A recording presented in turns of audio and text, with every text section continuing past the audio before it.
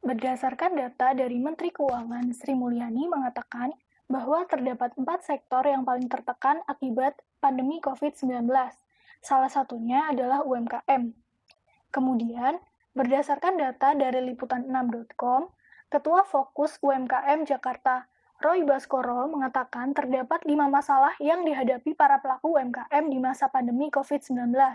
Salah satunya terkait dengan pengelolaan keuangan yang mana belum adanya pemisahan antara keuangan untuk menjalankan usaha maupun untuk kepentingan pribadi. Di video kali ini, saya akan memberikan solusi bagaimana mengelola keuangan UMKM, khususnya terkait dengan pemisahan keuangan usaha dan keuangan pribadi. Oleh karena itu, video ini akan sangat membantu penonton semua yang saat ini mungkin sedang mengalami masalah yang sama. Video ini dibuat bertujuan untuk dapat memberikan gambaran yang jelas dan mendetail supaya para penonton, khususnya para pelaku UMKM, dapat menerapkan pengelolaan keuangan terkait dengan pemisahan keuangan usaha dan pribadi pada usaha yang dimiliki. Halo Sobat Ekonom, perkenalkan nama saya Yuliani Nurastri, mahasiswi D3 Akuntansi Universitas Negeri Yogyakarta. Pada kesempatan kali ini, saya akan menjelaskan beberapa strategi yang dapat dilakukan oleh pelaku UMKM dalam menghadapi kenormalan baru. Usaha mikro, kecil, menengah, atau yang biasa kita sebut dengan UMKM, memiliki peran yang sangat penting terhadap pertumbuhan ekonomi di Indonesia, terutama dalam hal kontribusi ekonomi dan daya serap tenaga kerja. Namun, pandemi COVID-19 agaknya tidak hanya berdampak buruk terhadap bidang kesehatan, tetapi juga berdampak buruk terhadap bidang ekonomi. Pandemi COVID-19 membawa dampak yang signifikan bagi seluruh kehidupan masyarakat, terlebih bagi para pelaku UMKM yang perputaran ekonominya sangat bergantung terhadap lalu lintas barang, jasa, dan manusia yang justru sedang mengalami perbatasan pergerakan. Hal ini berakibat pada menurunnya produktivitas dan kesejahteraan para pelaku UMKM. Di saat situasi yang semakin terpuruk akibat COVID-19, pelaku UMKM harus benar-benar jeli dalam menentukan strategi, terutama dalam hal keuangan, dalam menghadapi kenormalan baru.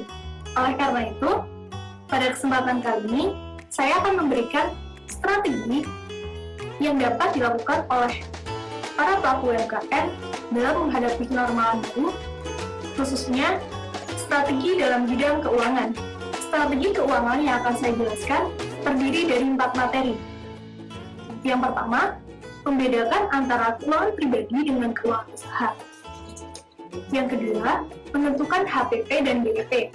Yang ketiga, mengelola pengeluaran dengan cermat, mengontrol arus kas, dan menentukan dana cadangan. Dan strategi yang keempat adalah melakukan pencatatan keuangan secara berkala. Memasuki materi yang pertama, yaitu membedakan atau memisahkan antara keuangan pribadi dengan keuangan usaha. Di masa ini, banyak pelaku UMKM yang masih menganggap bahwa pengelolaan keuangan sebuah usaha tidak perlu dimonitor, karena hasil dari usaha tersebut adalah untuk mencukupi kebutuhan sehari-hari. Asalkan pemasukan lebih besar daripada pengeluaran, itu sudah lebih dari cukup.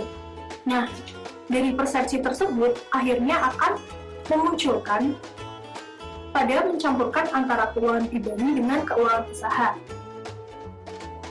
Hal ini kemudian akan mempersulit dan hampir tidak mungkin untuk menelusuri dan membedakan manakah transaksi pengeluaran untuk kebutuhan pribadi dan mana transaksi untuk keperluan usaha.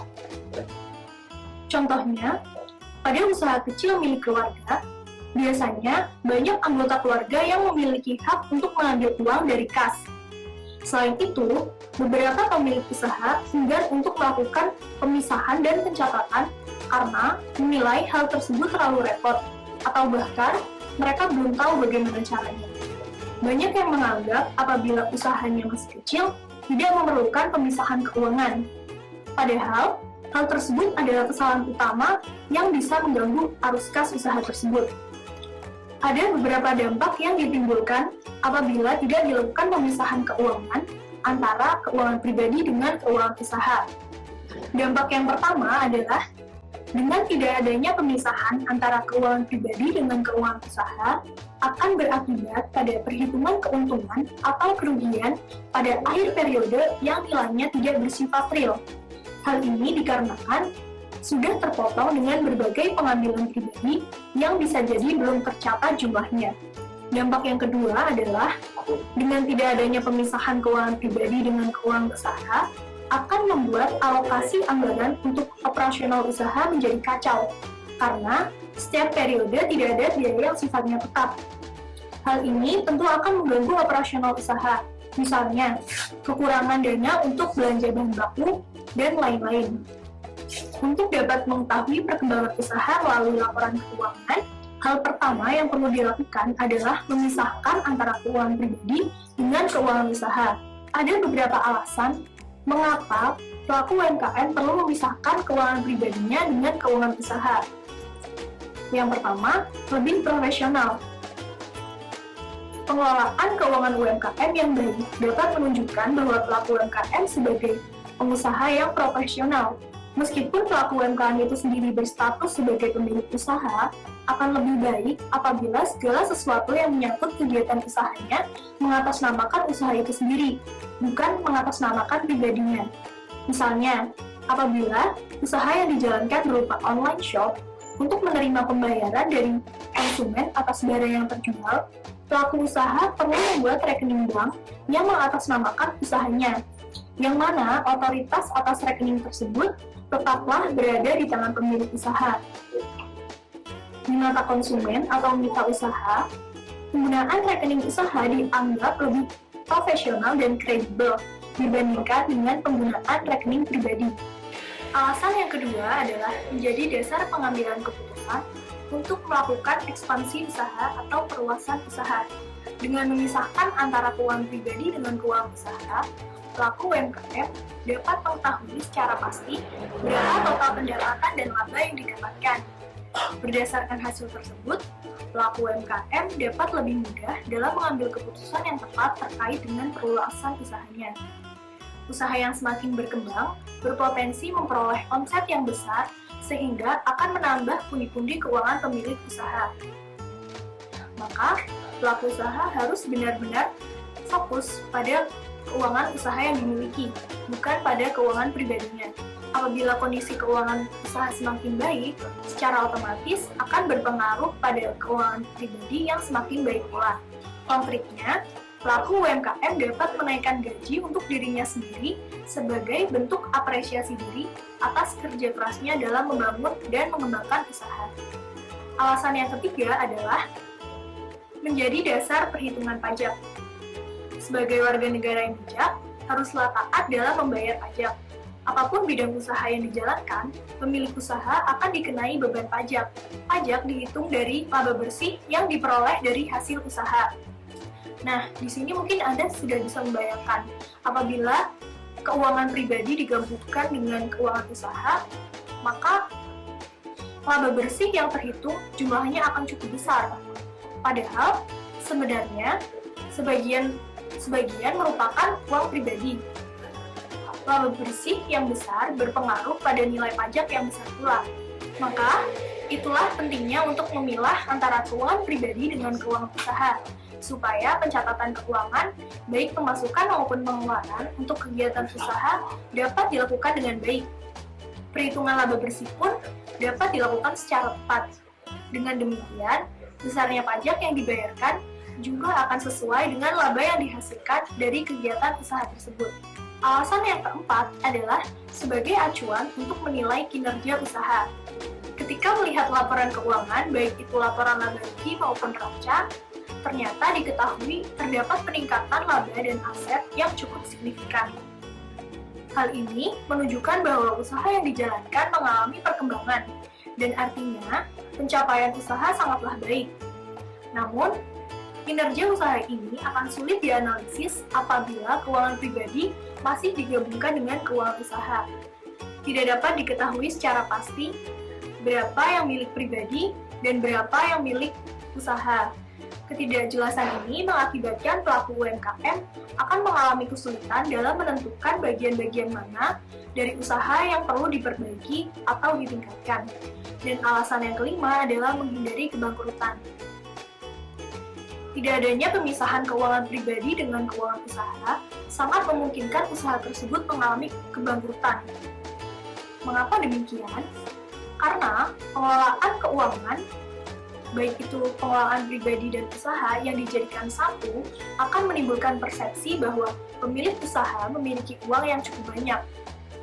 Nah, dari sini akan berakibat pada perubahan gaya hidup yang lebih konsumtif. Pemilik usaha akan menggunakan uang tersebut untuk memenuhi kebutuhan dan keinginan pribadinya. Tanpa disadari, keuangan usaha akan semakin menipis, sehingga tidak mampu membiayai kegiatan usaha itu sendiri. Hal itulah yang nantinya akan membuat usaha tersebut menjadi bangkrut. Nah, setelah kita membahas tentang beberapa alasan mengapa pemilik UMKM perlu memisahkan antara keuangan pribadi dan keuangan usahanya, berikutnya saya akan menjelaskan tentang cara-cara yang dilakukan untuk memisahkan antara keuangan pribadi dengan keuangan usaha. Cara yang pertama adalah dengan membuat rekening pribadi dan rekening usaha. Jangan menggunakan rekening pribadi untuk transaksi bisnis. Mulailah dengan membuat dua rekening, masing-masing untuk keuangan pribadi dan yang satunya untuk keuangan usaha. Pemisahan rekening tersebut tidak harus dilakukan dari bank yang berbeda, melainkan bisa juga dilakukan di satu bank yang sama. Selain itu, pelaku UMKM juga disarankan untuk menggunakan e-banking untuk dapat melakukan transaksi secara online.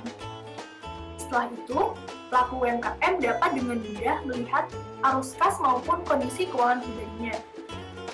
Dengan demikian, pelaku UMKM dapat mengetahui dengan mudah apakah usaha yang dijalankan sudah berkembang atau belum. Cara yang kedua adalah memberikan gaji untuk diri sendiri sebagai bentuk apresiasi diri. Pada UMKM, sering dijumpai apabila pelaku usaha sebagai pemilik juga ikut andil dalam mengoperasikan usaha yang dimiliki. Bahkan dari segi tempat usahanya pun kebanyakan masih menggunakan tempat tinggalnya. Artinya, terdapat 3 peran yang dijalankan sekaligus, yakni pemilik usaha sebagai penanam modal, pekerja atau karyawan, dan pemilik properti tempat terjadinya aktivitas usaha tersebut. Yang dimaksud dengan menggaji di sini dapat berupa beberapa jenis pembayaran dari rekening bisnis ke rekening pribadi. Yang pertama, pembayaran gaji sebagai tenaga kerja. Yang kedua, honor atau komisi sebagai tenaga kerja. Yang ketiga, untuk peran pemilik properti, pembayaran dapat berupa uang sewa yang terdiri dari biaya listrik, air, dan telepon. Dan yang keempat, peran sebagai pemodal, pembayaran dapat berupa pembagian hasil keuntungan atau dividen.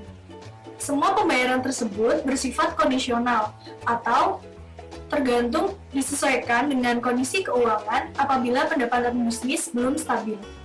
Cara yang ketiga adalah dengan menyimpan bukti transaksi. Langkah yang ketiga dalam pemisahan keuangan pribadi dan keuangan usaha adalah dengan menyimpan bukti transaksi usaha. Dengan menyimpan bukti transaksi tersebut, menjadikan pengelolaan pembukuan usaha menjadi lebih mudah. Bukti transaksi tersebut dapat berupa hard copy dan juga soft copy. Bukti yang berbentuk hard copy biasanya berupa nota, kwitansi, faktur, atau invoice. Bukti-bukti tersebut kemudian disimpan dalam map dengan rapi untuk arsip penting. Sedangkan untuk bukti yang berbentuk soft copy dapat memakai scanner atau kamera. Setelah itu, pelaku usaha dapat menyimpannya dalam media penyimpanan cloud server, memory card, dan lainnya. Kemudian, disarankan untuk mengurutkan secara kronologis sesuai dengan tanggal transaksi supaya pelaku usaha lebih memudahkan dalam menemukan jika di masa yang akan datang akan digunakan atau dipisahkan dengan bukti transaksi pribadi dengan bukti transaksi usaha. Cara yang keempat adalah dengan melakukan pencatatan keuangan usaha. Kemudian, melakukan pencatatan keuangan usaha merupakan salah satu tips yang dapat dilakukan dalam pemisahan keuangan usaha dengan keuangan pribadi. Lakukanlah pencatatan keuangan dengan baik dan rapi, supaya tidak tercampur antara pencatatan keuangan pribadi dan usaha, dan lebih baik dilakukan dengan berkala. Dalam melakukan pencatatan keuangan, juga dapat dilakukan dengan menggunakan sistem akuntansi. Sistem akuntansi ini dapat meminimalisir kesalahan karena pelaku usaha dapat mengatur ulang kembali apabila terjadi kesalahan atau kekeliruan dalam perhitungannya.